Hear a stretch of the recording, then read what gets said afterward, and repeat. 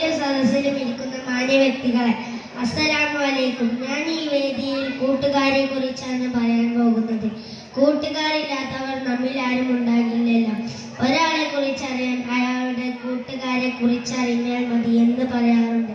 കൂട്ടുകാരന്റെ എല്ലാ സ്വഭാവവും അവനിലും കാണുമെന്നാണ് ഇതിനർത്ഥം. അതുകൊണ്ട് നാം കൂട്ടുകാരെ തിരഞ്ഞെടുക്കുമ്പോൾ അവർ ഉത്തമയായിരിക്കണം. തെറ്റിലേക്ക് നയിക്കുന്ന കൂട്ടുകാരുണ്ടോ നാം നാശമാകുമെന്ന് ഓർക്കുക.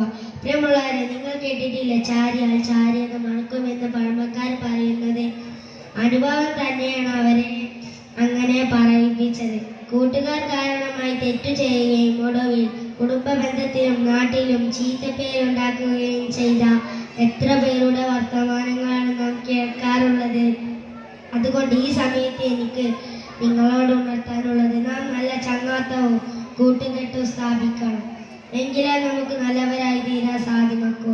മഹാനായ തിരുനബി തങ്ങളെ കുറിച്ച് നിങ്ങൾ കേട്ടിട്ടില്ലേ?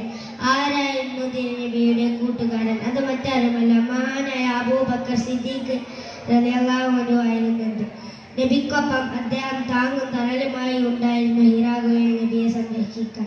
അത്തരം ഉത്തമ കൂട്ടുകാരാകട്ടെ നമ്മുടേത്. പറയാൻ ഇനിയും ഒരുപാട് ഉണ്ട്, പക്ഷെ സമയം എന്നെ അതിനെ അനുവദിക്കുന്നില്ല. അതുകൊണ്ട് എൻ്റെ ഈ കൊച്ചു പ്രസംഗത്തിലെ വിഷയം നിങ്ങൾ ഗൗരവത്തിലെടുക്കണമെന്നാണ് എൻ്റെ അപേക്ഷ. നമുക്ക് നല്ല കൂട്ടുകാരെ കൂട്ടുകൂടി നല്ലവരായി തീരാം എന്ന് ആശംസിച്ച് ഞാൻ നിർത്തുന്നു. അസ്സലാമു അലൈക്കും. അടുത്തത് സംഘഗാനം.